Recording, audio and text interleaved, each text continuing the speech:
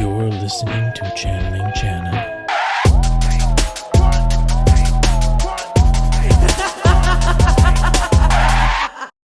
Welcome back to Channeling Chana. What's up?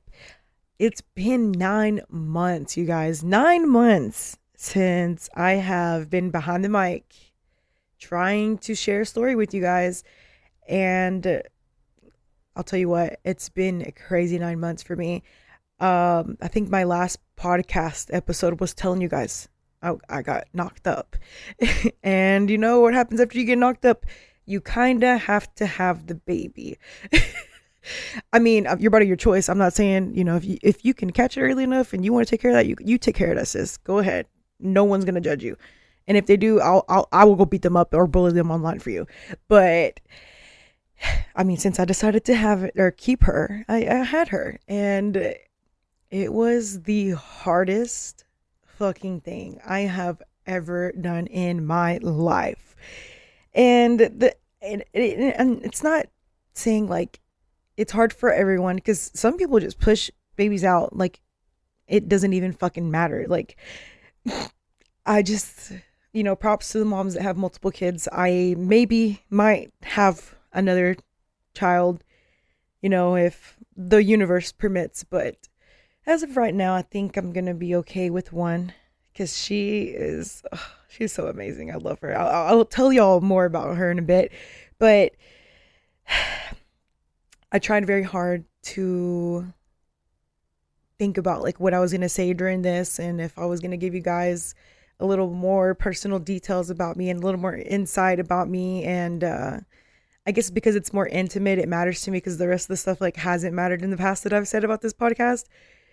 But this is very important to me, and I am going to share with you guys, my birth story with her, how postpartum has affected me, how we're now video podcasts. We're available on YouTube and Spotify on fucking video. Like, I've taken the time to invest more into this podcast, with all the time I've taken off. I'm trying to get back to work and feel like me again. I'm trying to land these partnerships so I can keep doing this shit, entertaining you guys, telling you guys, my crazy life, and having a bunch of people come on and get to share that with you.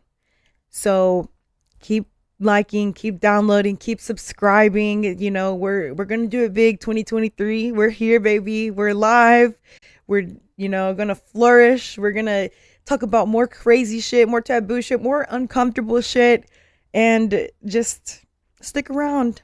But make sure you fucking subscribe, because if I find out you're listening and you didn't subscribe and I see you, I'm gonna say some mean things to you. But mean because I care, okay? I'm the bully friend. I will bully you to do better. But yes, 9 months later, you guys, 9 months that I've been off this podcast, and I really didn't expect to be off that long. I kind of wanted to come back a little sooner, but I told myself I was going to take more time so I can give you guys a better quality show. And that's what I'm fucking doing. That's what all this wait was about. We got a fucking intro now. I know you guys loved that shit. That shit popped off. And I video, you get to see my pretty face, and now I kind of have to get dressed for this, and it's a little inconvenient, but I mean, I like getting dressed. I like playing pretty and sharing my story.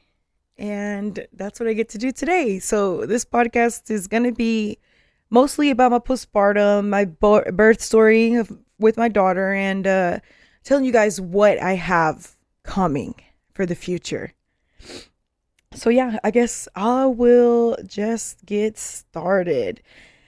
So I obviously had a baby, and there's two ways that can go for anyone that doesn't know how, it plays out.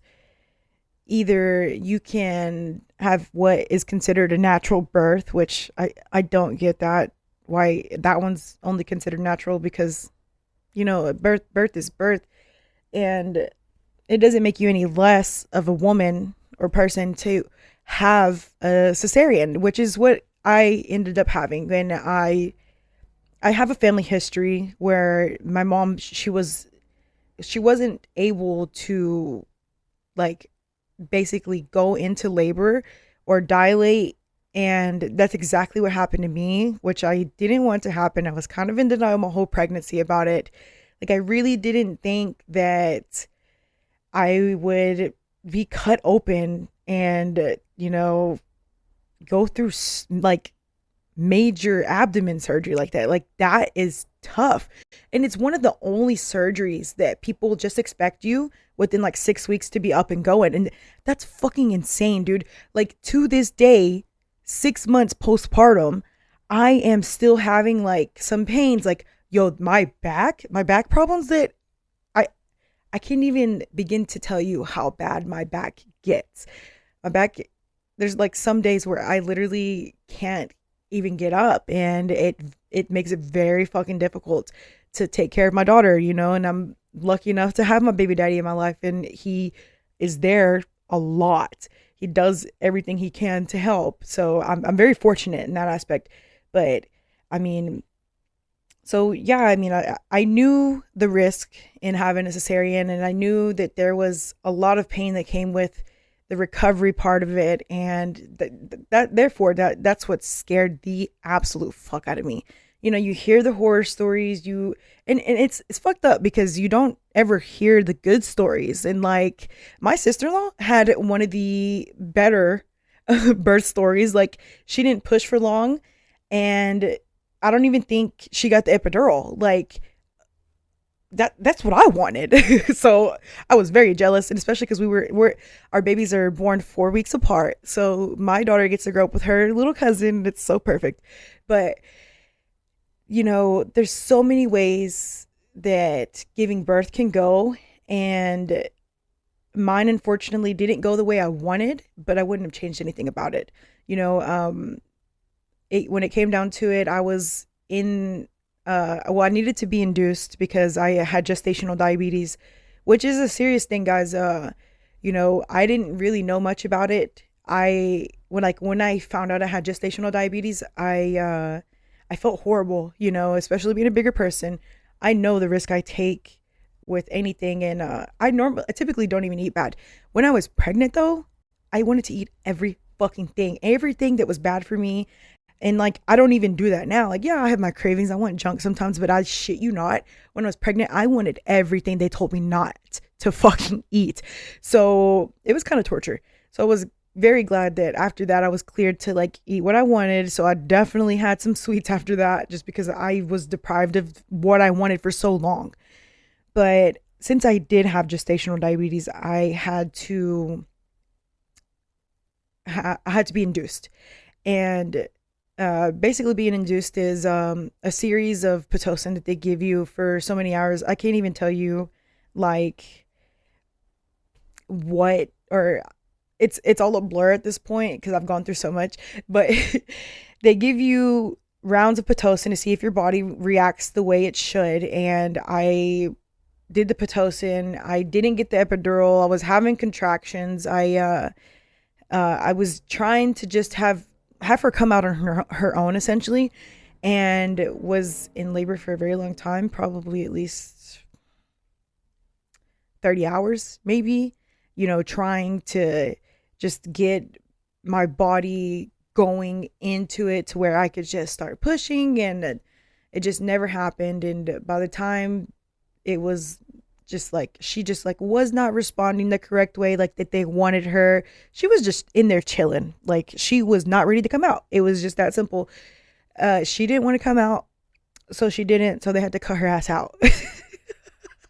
Like, it's crazy to think of it, but that's exactly what happened. And she came out and she had so much hair. I mean, like, if you see pictures of her now, she has so much hair. And the first thing that came out of my mouth when I finally got to see her, while I was laying on the table with my arms out like this, fucking bawling my eyes out because I was so scared that I was having surgery. And it's my first surgery ever, and then all of a sudden they pick her up, and it's just like, oh my god, like, I don't even remember how about this table. Like, I'm tearing up now.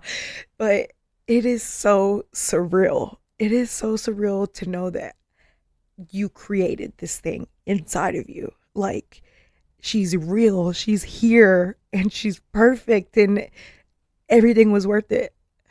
Like, I'm actually crying right now. But it was the best worst thing that happened to me ever in my life. The best because it was so worth it, but the worst because, I mean, physically, I'm paying for it to this day, like, let me just have a moment to appreciate the most perfect thing I've ever created as a creator. But yeah, I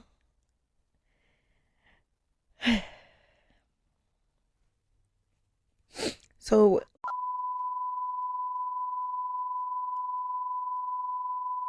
but hold on. I'm getting ahead of myself, and I know you guys are wanting the details. Like, you're like, Chana, you told us you were gonna tell the actual story, and you're just telling us that how you feel. Yeah, I know. I jumped the gun. Okay, forgive me. It's gonna take me a minute to get back into the right groove and understand that you guys want the details. So let's get into the details, okay? Let's see. I checked in the hospital on July 1st, okay? Like at 6. I was originally supposed to be checked in on June 28th, so we spent a few days waiting for the call. Basically, like, a lot of babies were born this summer, and the hospital was booked. Like, they didn't have room for me for a few days. So I didn't get induced until I was 39 weeks and 3 days. So whenever you are getting induced, they have to check your cervix. And the way that they do that is they literally shove their hand up your vagina and see where that cervix is open and how big it's open, and like an estimate of, like, if we're open, if we're closed, what's going on, does it look like we're going anywhere. So like I said, I have a family history where that was my mom's issue, and that it was my issue as well. So basically, my cervix was not opening on its own. It wasn't responding to the Pitocin. It wasn't showing signs really that it was ready. So I think I was probably like at a 1, but when the nurse checked my cervix the first time, I swear to God, she was like fucking fisting me, bro. Like, she was in that bitch, and she had these little bitty fucking fingers. So that shit hurt. This shit hurt so bad. Like, I was like fucking crying. I was like, oh my God, I can't even. Whoa, like, I haven't even gotten any pain meds or anything, and they're checking my cervix, and I'm about to fucking ball.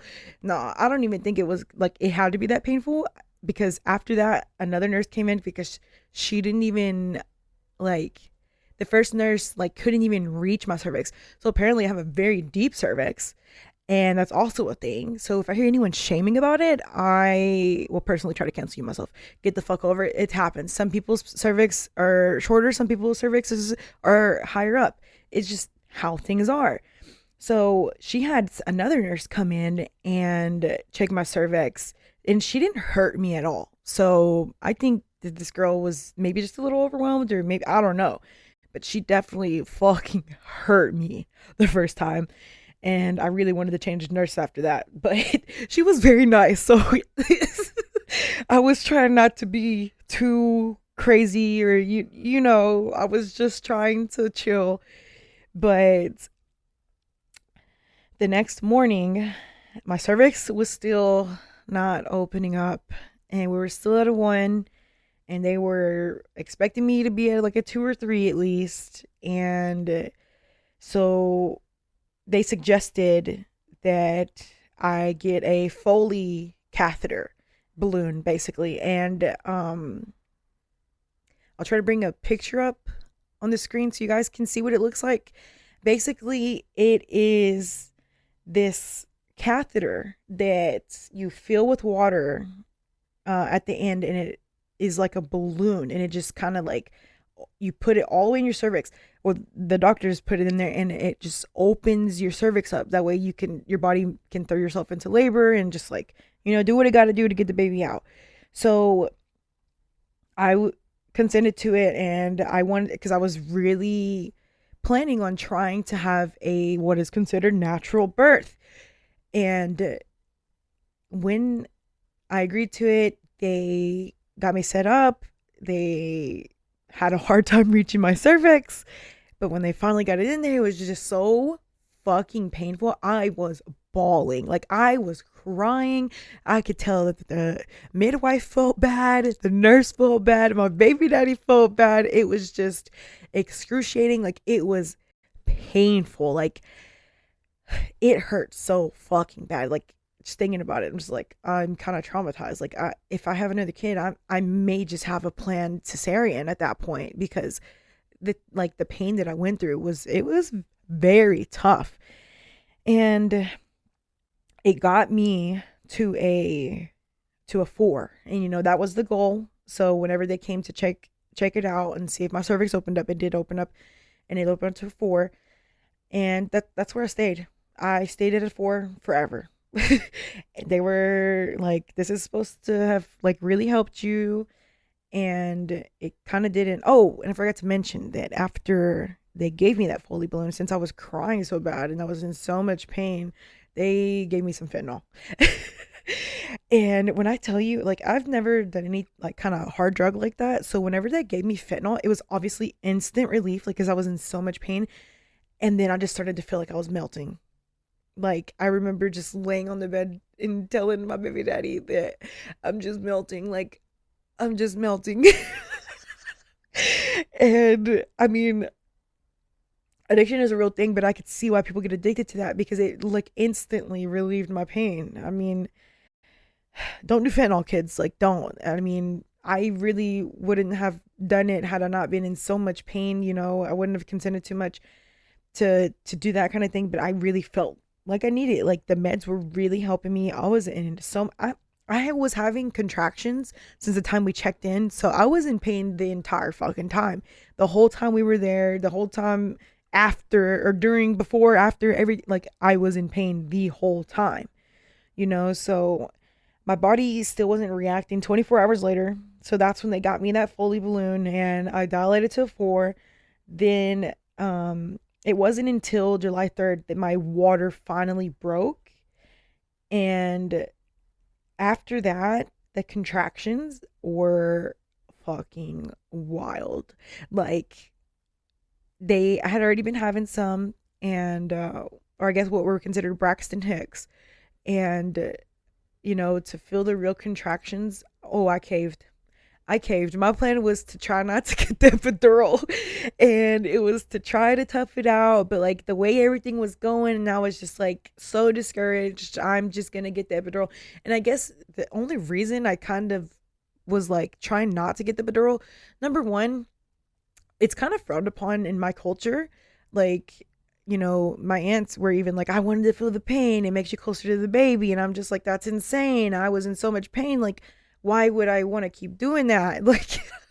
Like, I mean, the only other reason besides kind of feeling peer pressured was like, the side effects, in which I currently have these side effects. My back is all fucked up. Like, I get pains where they inserted the epidural. Like, it just, overall, the side effects are the worst thing. But like, I don't know. It's one thing that we should kind of stop shaming people for getting the epidural. Like, why is that a thing?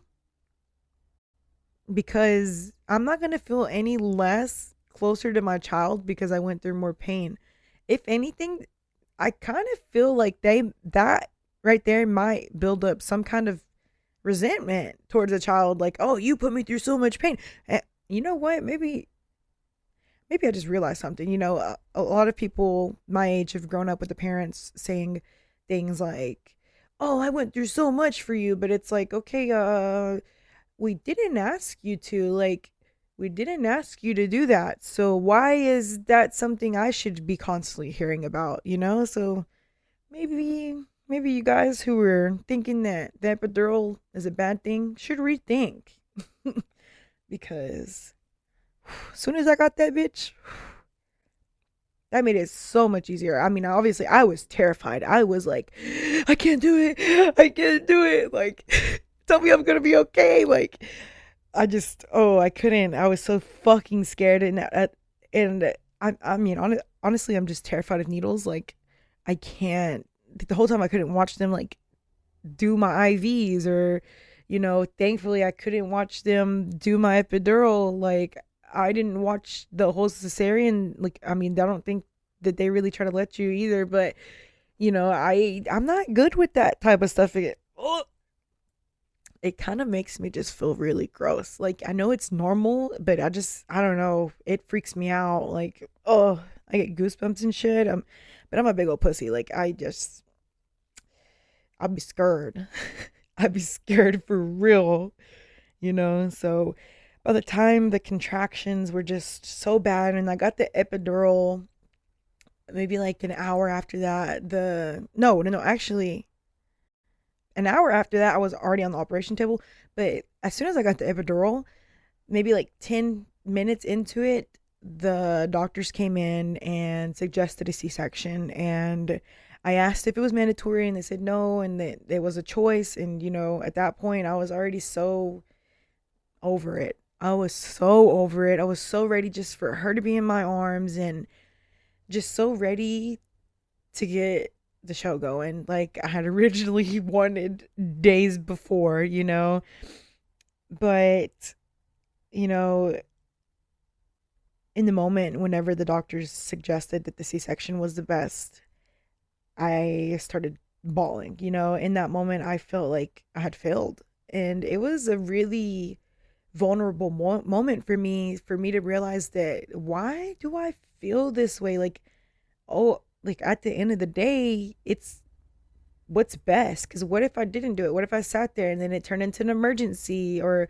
what if something went wrong? What if, I don't know. Like, why did I feel bad for making like the right choice? Like, everything came out at the end of the day, like, everything came out fine and she was fine. And, I guess the fear of, that doctors have whenever you have gestational diabetes, and the reason they want you to be induced is because number one, the baby can be huge, and which she wasn't like a huge baby. She was pretty average, about 7 pounds, a little over 7 pounds, but she came out with her blood sugars fine, and that was a main concern. So like, why did I have this like I don't even know how to describe it. Was it like a pride thing? Did I feel like a loser because I didn't do it the way everyone else did? But why would I even be thinking I could at the end of the day if I knew that I have a family history of not being able to, deliver naturally. And it was just like a real moment that it just felt like, well, like, why was I making myself feel so bad about having to have a cesarean? Like, I was bawling. Like, it really fucked with me that they were like, oh, a cesarean is the best way to go about this. Things aren't moving the way we'd like them. And I mean, it was just like, I don't know, maybe I'm still trying to figure out the words for it, but I really honestly blame society for the way I felt because, after I realized, like, why do I feel this way? That's weird that I don't even feel like these are my own opinions. I feel like I've just heard so many people say certain things, or, that, like, are you going to have a natural birth or are you going to have a C-section? Like, why is, a natural birth considered better? It's just really weird to kind of like throw some shame in those kind of things. Like, if my body can't do it, my body can't do it. It's something I'm literally incapable of doing. And why should I be ashamed of that? Like, that is weird. in the way I felt. Like I never want to feel that way again. So I like made it a goal to like share my story about my cesarean. And for people out there that need that boost, or like, maybe they feel ashamed that they couldn't do it or whatever, like I am here to let you know that that is someone else's opinion talking, and that is not yours, because I know you truly do not feel like a failure. For the mamas out there that had a C-section, that this story may be a little relatable, or hella relatable, we still fucking did the thing. We, if anything, are even more badass because of the longer recovery time, the more stuff that we have to go through.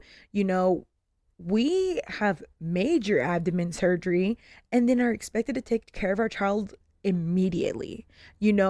Like you're still basically doped up whenever you're trying to get your baby to first latch on.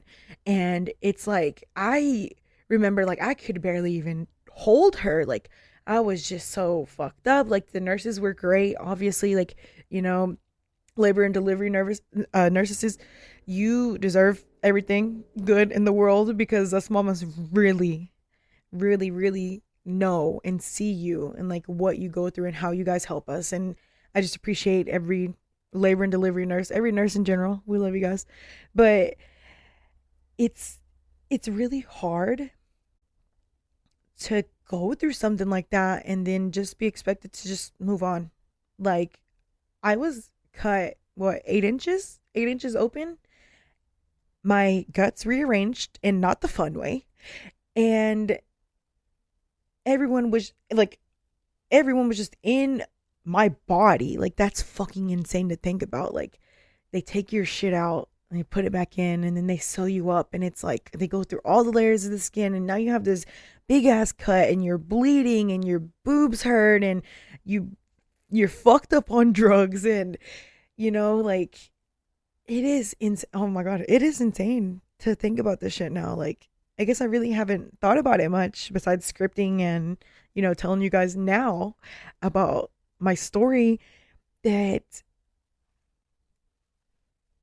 it's weird that we shame, or society, not we, because I know you guys and me, we don't shame cesarean moms, but it's weird that society kind of like makes you think one is better than the other, when at the end of the day we're still all moms. We still had a baby.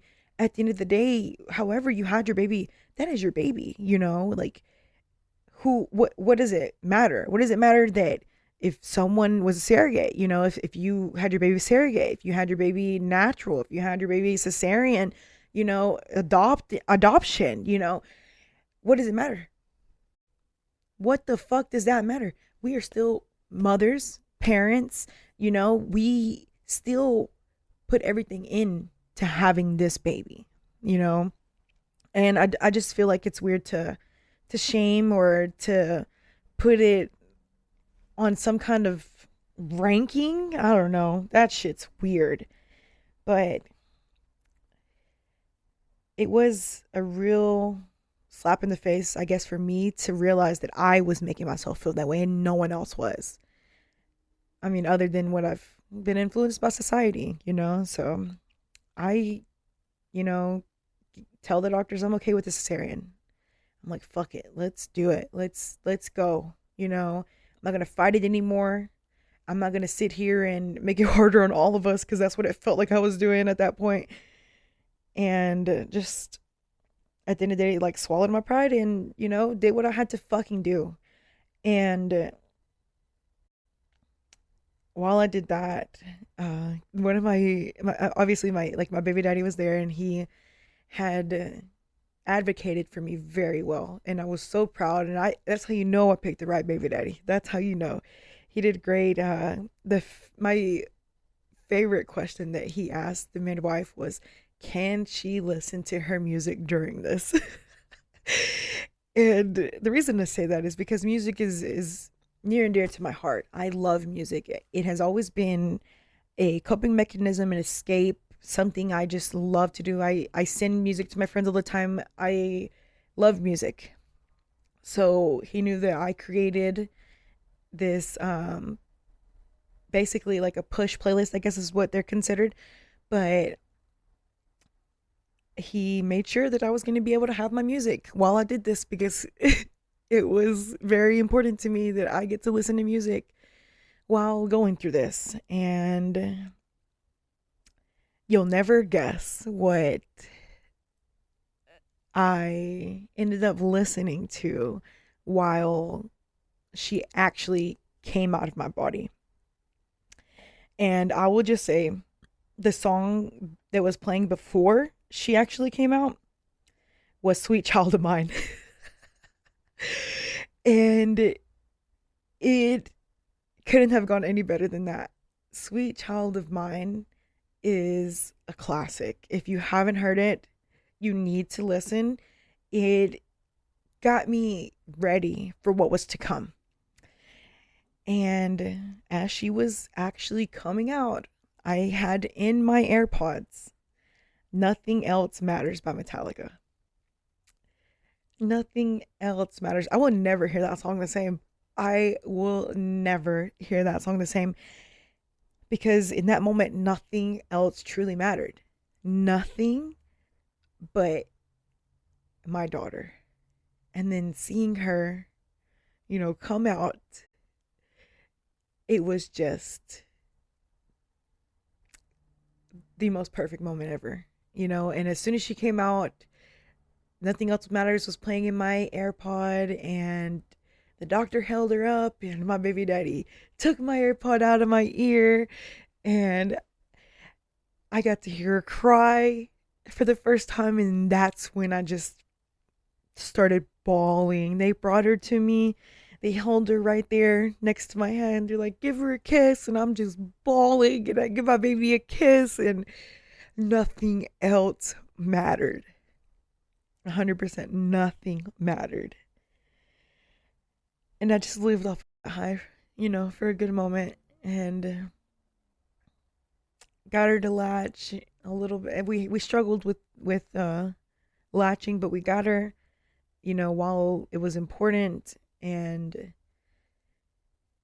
like I said, just nothing else fucking mattered to me. Like, just the fact that she was okay, she was here, she was real. She is real. It's insane. It's something I've never experienced before, and I probably never will again. Even if I have another kid, the experience is going to be different. It's just one of those things that you don't know till you know. And I don't know, man. I'm just obsessed with her, and it was so worth it. But I'm just thinking about it again. I'm reminiscent at this point, and we've came so far. I've came so far myself. I'm a whole different person with a whole new thing going on in my life, and just every day trying to make new things happen, and all building a solid foundation for my daughter. That's what this is about. Everything I do is thinking of the future and thinking of where I'm going and what I'm going to do and how I'm going to get there. And, just like, I don't know, it's just a surreal moment in life that you'll never feel again. You can always just reminisce and think about how you felt before.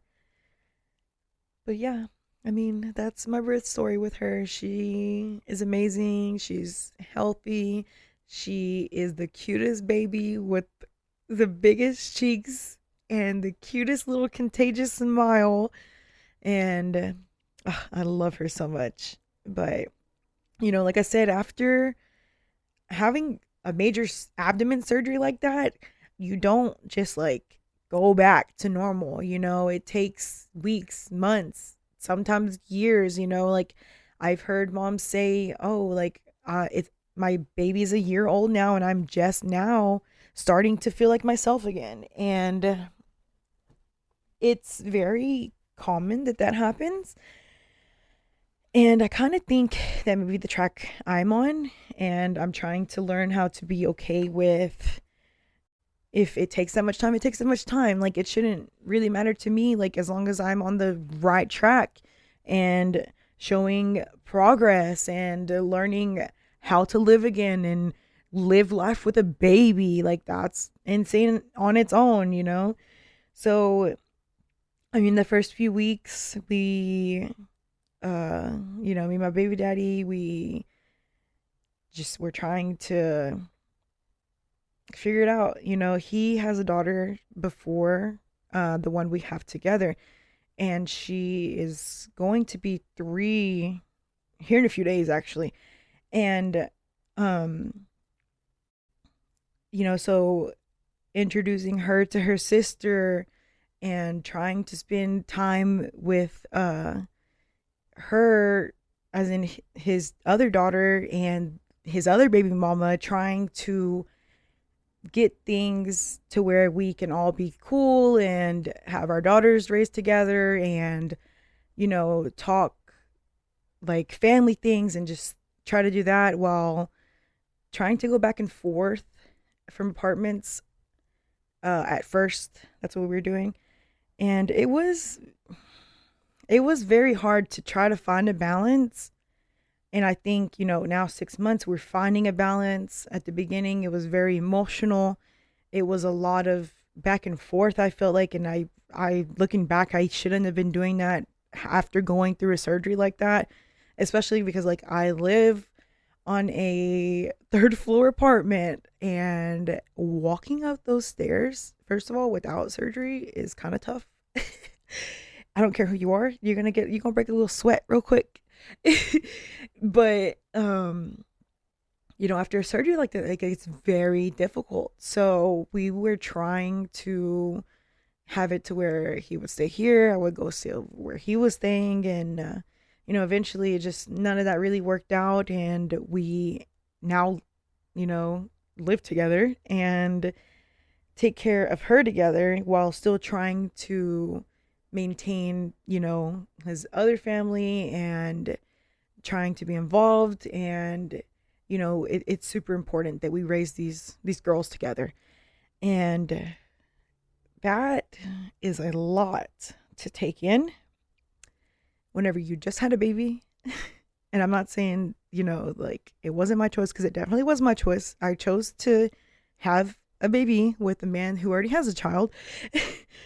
And it just was like a lot of, roller coaster of emotions, trying to find a balance. Like, there was hard days, there was easy days, there was days they were just kind of just like filler days, But in those first few weeks, like, I was still trying to breastfeed. I was pumping, because I couldn't get her to latch, and I would just, give her breast milk while I could. Or, you know, um, she was born with I forget what it's called under your tongue, but some babies get it clipped. And so she was having an issue latching because of it. So I was pumping exclusively, mostly, while trying multiple times a day to try to get her to latch onto my breast. And it just didn't work for us. I was in so much pain after surgery. Like, my back was just fucking horrible. I ended up in the ER twice because I was just having so much pain.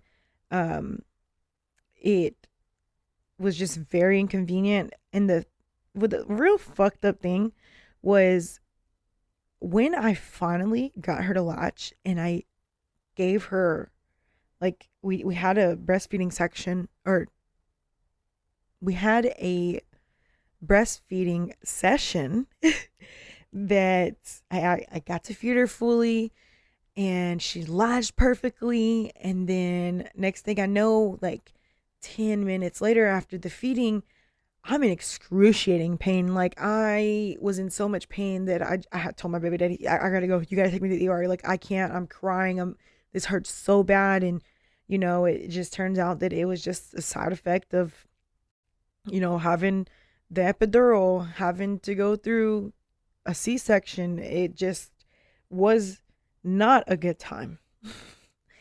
And it sucks even more that I live 5 hours away from my family. And the closest family I do have here, I mean, and they actually try to be involved like more, but they're at least an hour away. So it's not super quick. Like if I need help, and that's saying that they're available. So it's not like I have much family here, and the family that he has here, it is not really involved with us. So it does become difficult whenever it is just us.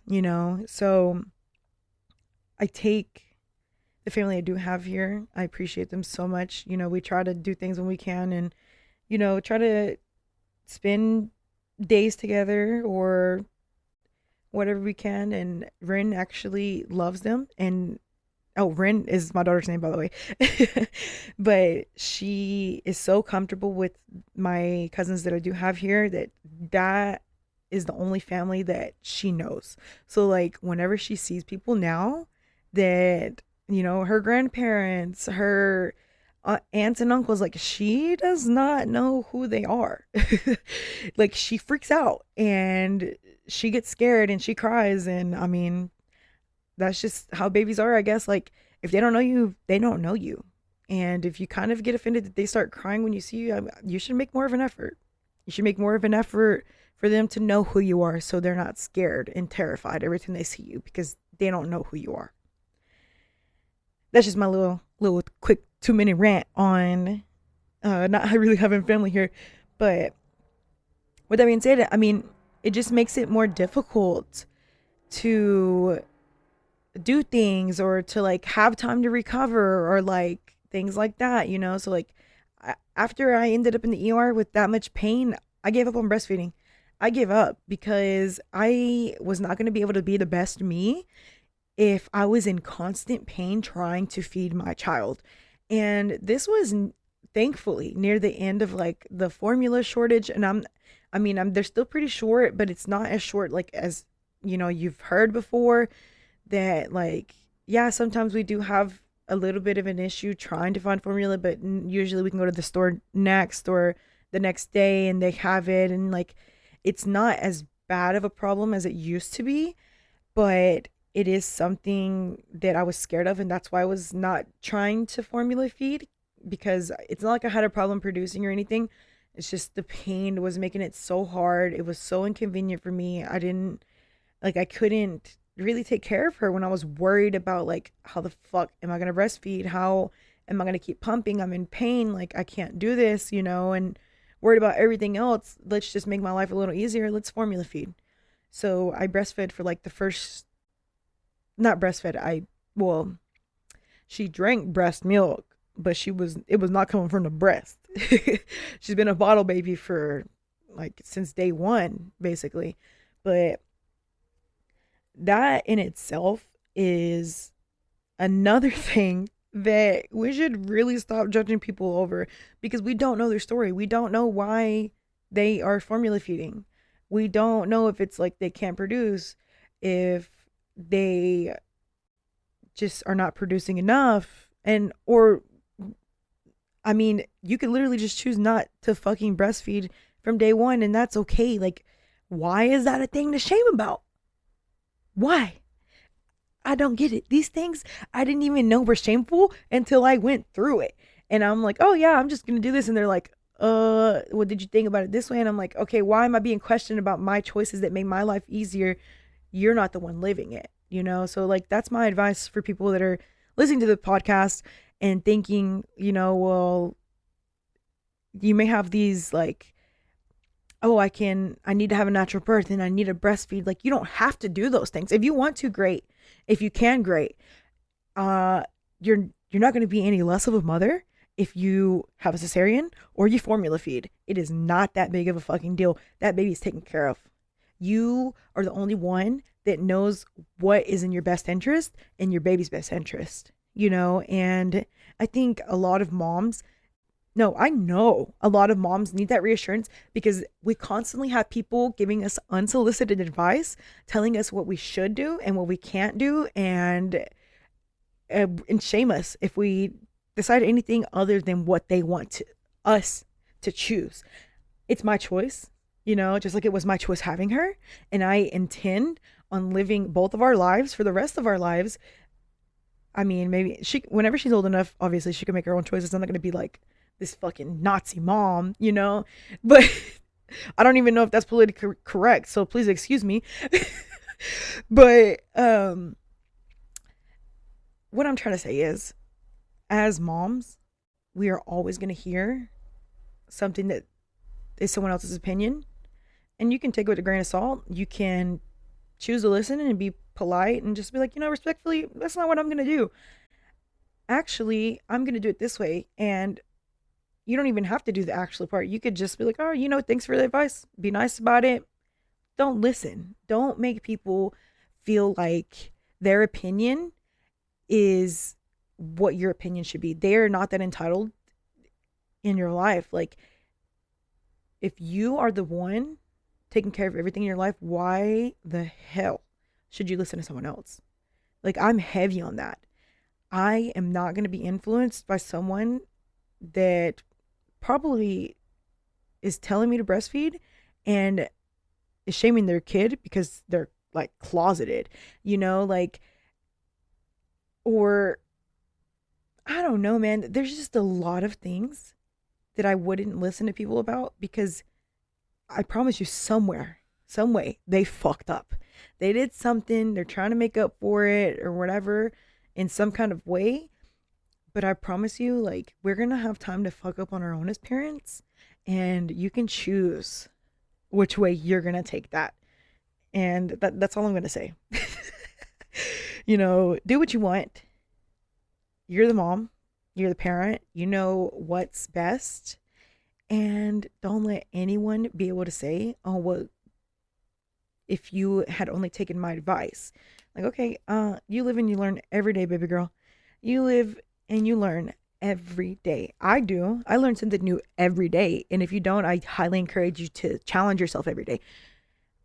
It's only going to work out the way it's going to work out. And when I say that, I mean, you can try to protect yourself. You can try to prevent things. You can say you're going to do this. You're going to say that this is the only way it's going to work out. And I promise you, if the universe has something else in store for you, best believe the universe is going to let you know, and it's going to happen. So stick with your gut. Do what you think is best. Don't feel ashamed, even if it's unconventional. I'm super unconventional, and I catch myself feeling ashamed all the time. But I don't ever allow myself to let that carry on, so keep trying, do your best, and you're doing a great job. I see you, moms. And if this resonated with you, please hit me up. I would love to read your stories.